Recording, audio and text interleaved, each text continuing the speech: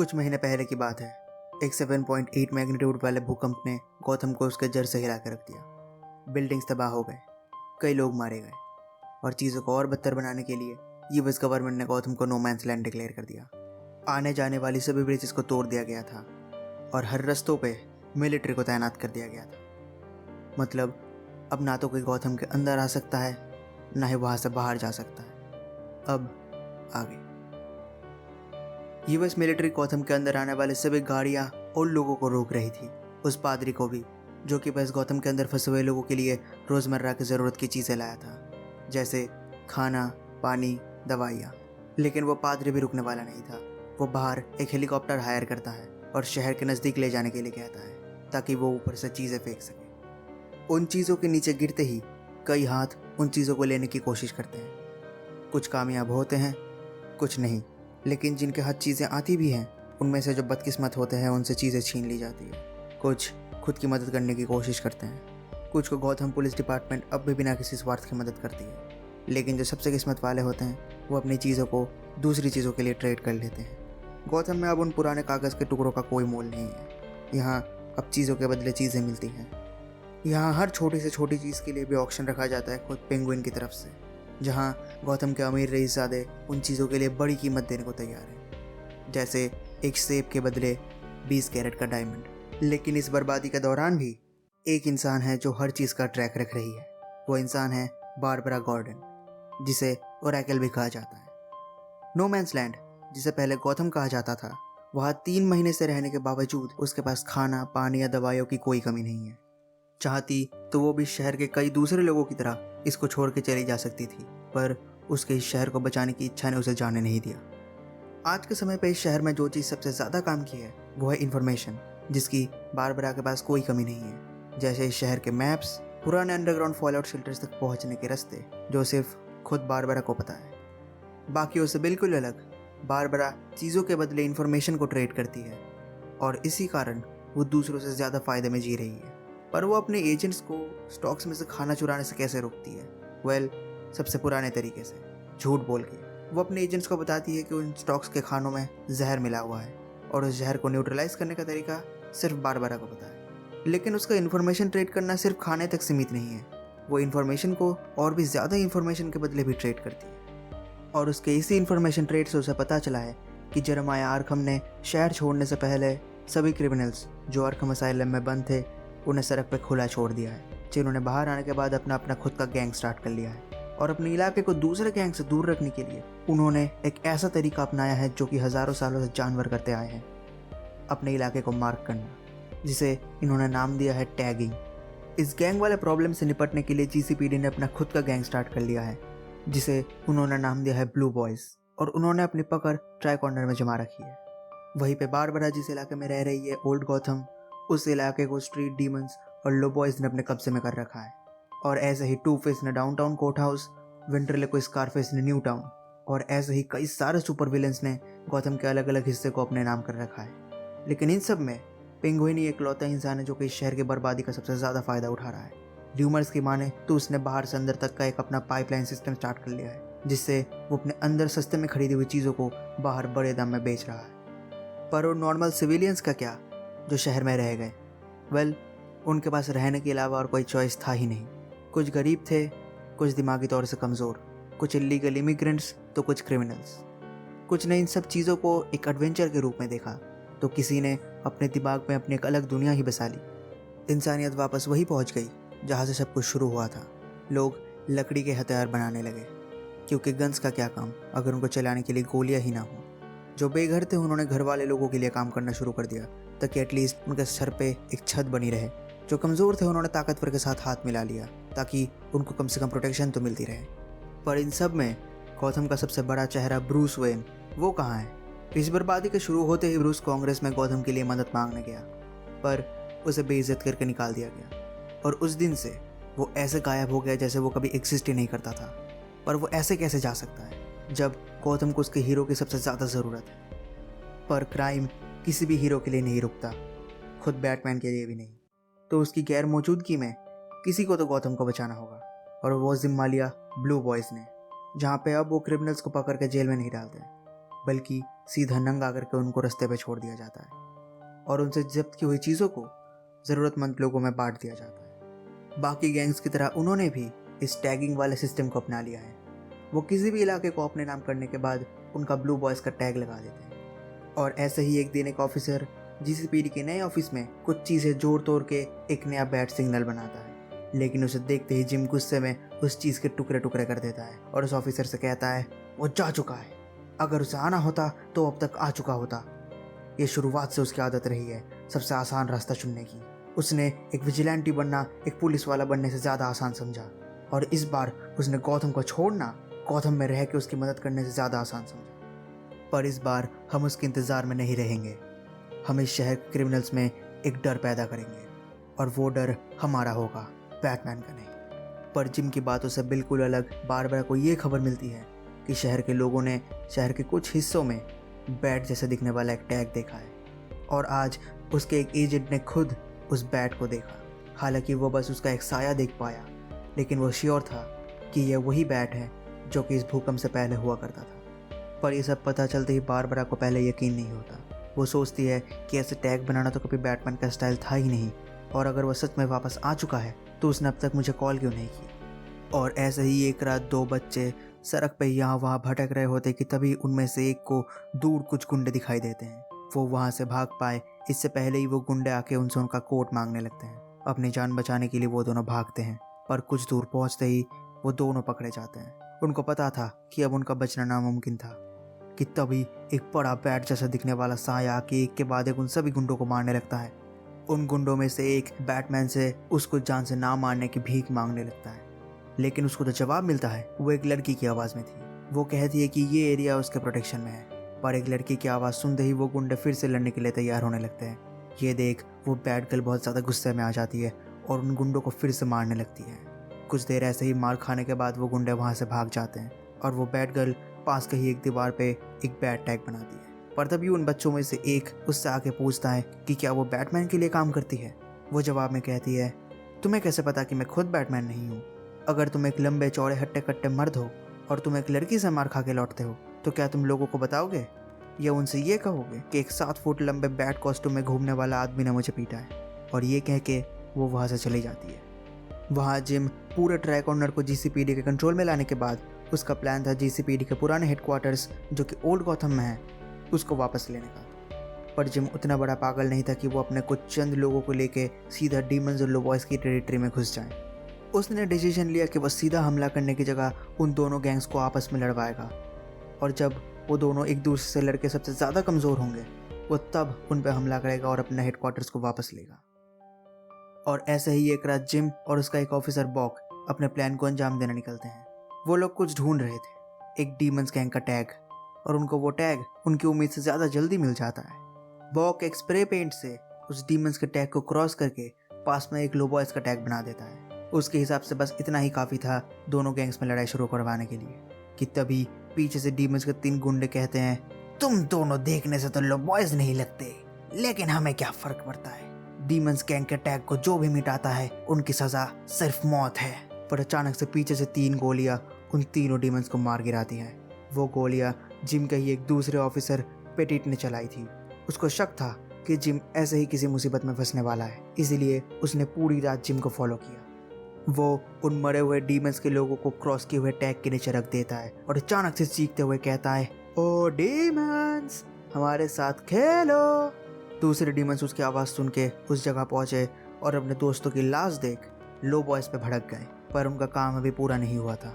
उसने फिर से आवाज़ लगाई चिक चिक चिक चिक। ये सुन के फिर से डीमंस उसका पीछा करने लगे, लेकिन इस बार उन्होंने उन डीमंस को दौड़ाते हुए सीधा लो बॉयज के इलाके में ले गए और मौका मिलते ही जिम, पेटिट और बॉक एक बिल्डिंग पे चढ़ गए। एक दूसरे के खून के प्यासे डीमंस और लो बॉयज की जब एक दूसरे पे नजर पड़ी वो दोनों बिना कोई भी बात किए आपस में भिड़ गए। बिल्डिंग की छत से सब कुछ देखता हुआ पेटिट जिम और बॉक से कहता है कांग्रेट्स जेंटलमैन, हमने अभी अभी एक जंग शुरू कर दी है।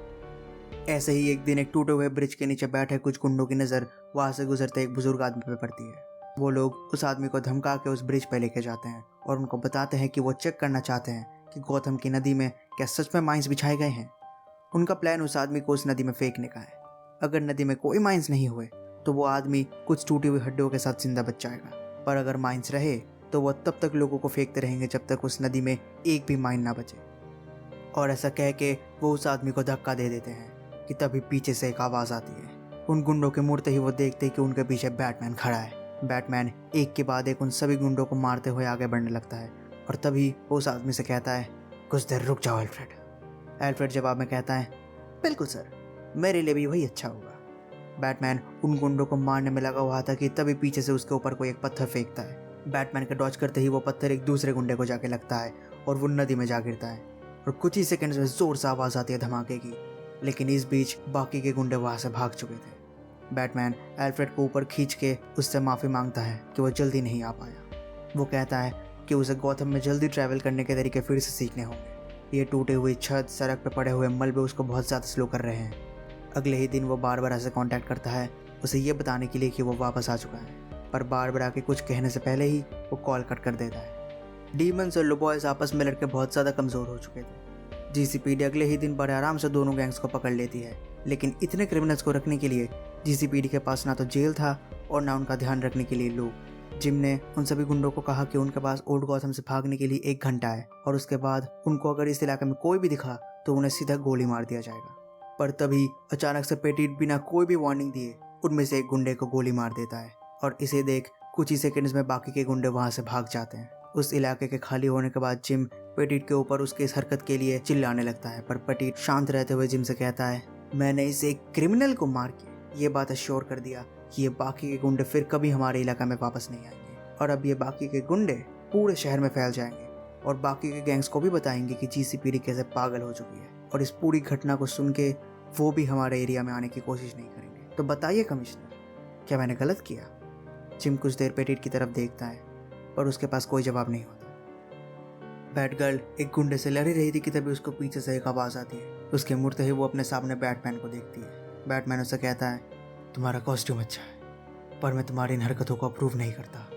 बैटगर्ल जवाब में कहती है, तुम इतने समय से गायब थे और इस शहर को एक बैट की ज़रूरत थी और मैं ये काम काफ़ी समय से कर रही हूँ और मैं ये करती रहूँगी। और बात रही इस कॉस्ट्यूम की, तो मुझे इसकी ज़रूरत नहीं, पर यह निशान क्रिमिनल्स में एक डर पैदा करता है, पर अगर तुम चाहो तो मैं इसे पहनना बंद कर दूंगी। ये सब सुन के बैटमैन कुछ देर चुप रहता है और पास के ही दीवार पर बने एक बैट टैग को देख के उससे कहता है, तुम्हारे ये बैट टैग वाला आइडिया काफ़ी अच्छा है, शायद मैं भी अब से इसे यूज़ करूँगा। और तुम्हारी एक बात सच है, इस शहर को हमेशा एक बैट की ज़रूरत होती है, बस ध्यान रखना इस निशान की बेइज्जती मत होने देना। ये सुन के बैटगर्ल उससे पूछती है कि क्या बैटमैन ने उसे अप्रूव कर दिया। बैटमैन जवाब में कहता है, नहीं, पर मैं तुम्हें डिसअप्रूव भी नहीं कर रहा। कुछ दिनों बाद जिम के एक ऑफिसर की रूटीन स्काउटिंग के दौरान उसको एक बैट टैग देखने को मिलता है। वो उस टैग को देखते ही सबसे पहले जिम और बॉक को बुला के लाता है।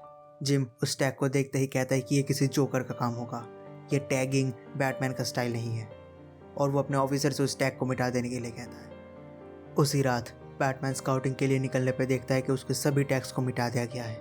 वो समझ चुका था कि गौतम से बैटमैन का खौफ खत्म हो चुका है और किसी तरह उसको वो खौफ फिर से जगाना होगा। उसने अपना सबसे पहला टारगेट स्कारफेस को चुना और अपने बेस पहुंचते ही ओरेकल को स्कारफेस के बारे में कुछ नई जानकारी के लिए कांटेक्ट किया। पर ओरेकल टेक्नोलॉजी में मास्टर थी, जो कि आज के गौतम में किसी के पास नहीं है, और इसीलिए उसके लिए भी इंफॉर्मेशन निकालना ऑलमोस्ट नामुमकिन का बराबर हो गया था। ओरेकल की ये बात सुनकर उसको ये रियलाइज़ हुआ कि इन सालों में वो टेक्नोलॉजी पे कितना ज़्यादा डिपेंडेंट हो चुका था, और इस भाग दौड़ में वो ये भूल चुका था कि उसका सबसे बेहतरीन कंप्यूटर उसका खुद का दिमाग है। और कुछ देर अकेले में सोचने के बाद उस स्कारफेस के गैंग को पूरी तरह से मिटाने का एक फुल प्रूफ प्लान निकाल लेता है।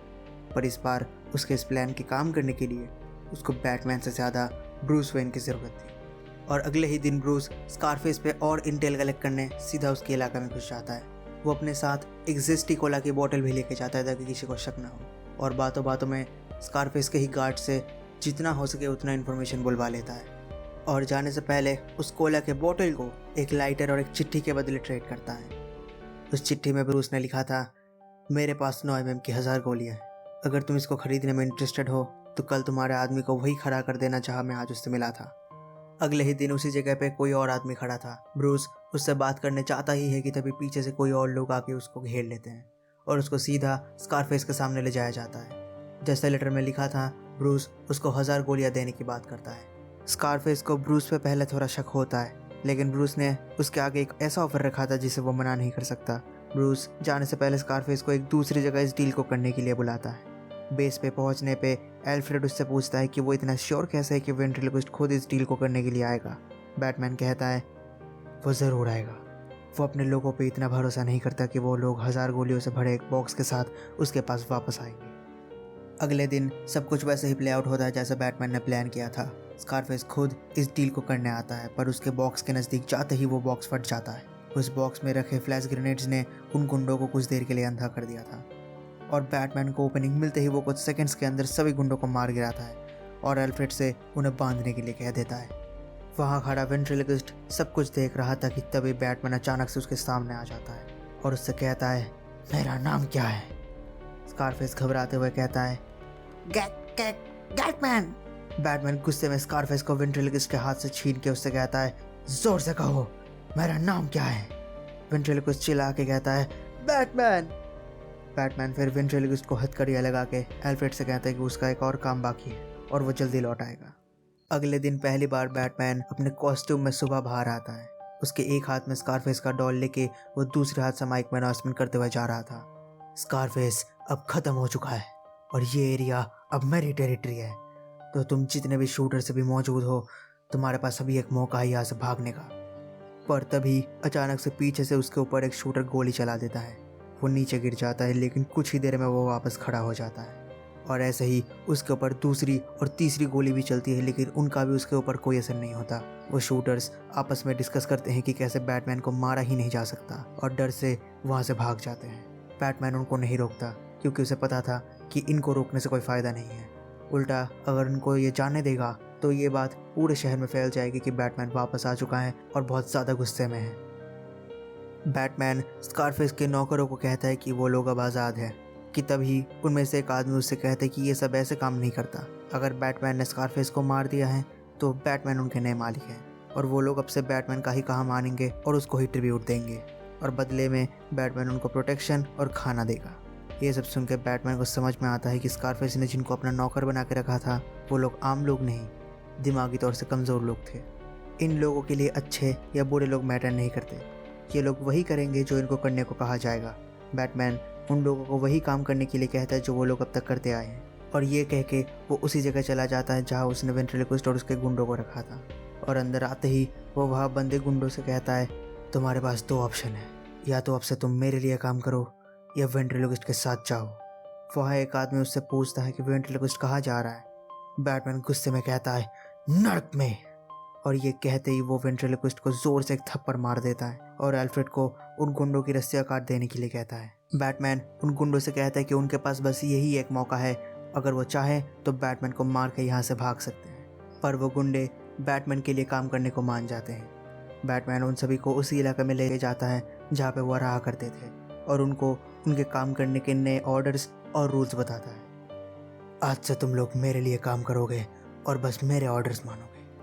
राइनो, तुम्हारा काम होगा यह रह रहे लोगों को उनका काम समझाना और उनको टाइम टाइम पर राशन देते रहना, और असली खाना, डॉग फूड नहीं। तुम यहाँ खड़े सभी गार्ड्स को बंदूकों के अलावा कोई भी हथियार दे सकते हो। गार्ड्स, तुम्हारा काम यहाँ के लोगों को प्रोटेक्शन देना और उनसे ट्रिब्यूट कलेक्ट करना होगा। उस ट्रिब्यूट्स में से ज़रूरत की चीज़ें कलेक्ट करने का पहला चॉइस मेरा होगा और खाना पानी चुनने का पहला चॉइस तुम्हारा। इस तरह से तुम वैसे ही स्कारफेस से ज़्यादा फ़ायदे में हो मेरे साथ काम करके। मैं कभी भी कहीं भी अचानक आ सकता हूँ, तो दिमाग में कोई भी उल्टी सीधी सोच मत रखना। सबके वहाँ से चले जाने के बाद एल्फ्रेड उससे पूछता है सर, ट्रिब्यूट? हम कोई पायरेट या फिर कोई राजा है क्या? ये एक भाषा है एल्फ्रेड, इकलौती भाषा जो ये लोग समझेंगे, और इन लोगों का ध्यान रखने के लिए मुझे भी इसी भाषा का यूज़ करना होगा। पर सर, क्या आप खुद इस भाषा को फ्लुएंटली बोल पाते हैं? फिलहाल तो नहीं, पर मैं सीखने की कोशिश कर रहा हूँ। अगर तुमने मेरे इस वीडियो को यहाँ तक देखा है तो थैंक यू। मुझे कमेंट सेक्शन में बताना कि तुमको मेरा वीडियो कैसा लगा। अच्छा लगा हो तो भी, ना अच्छा लगा हो तो भी। कि अगर तुम चाहो कि मैं किसी एक पर्टिकुलर पार्ट में इंप्रूव करूँ, जैसे कि मेरे बोलने के स्टाइल में, मेरे वर्ड चॉइसेस में, या फिर मेरे सेंटेंस फॉर्मेशन में, इस वीडियो को लाइक या डिसलाइक जो भी मन हो कर दो। और ऐसे ही स्टोरीज या फिर इसी स्टोरी का कंटिन्यूएशन सुनने के लिए मेरे चैनल को सब्सक्राइब कर देना, बेल आइकन को ऑल पे कर देना, क्योंकि हर हफ्ते शनिवार को इस कहानी की एक वीडियो आती रहेगी। तब तक के लिए सायोनारा।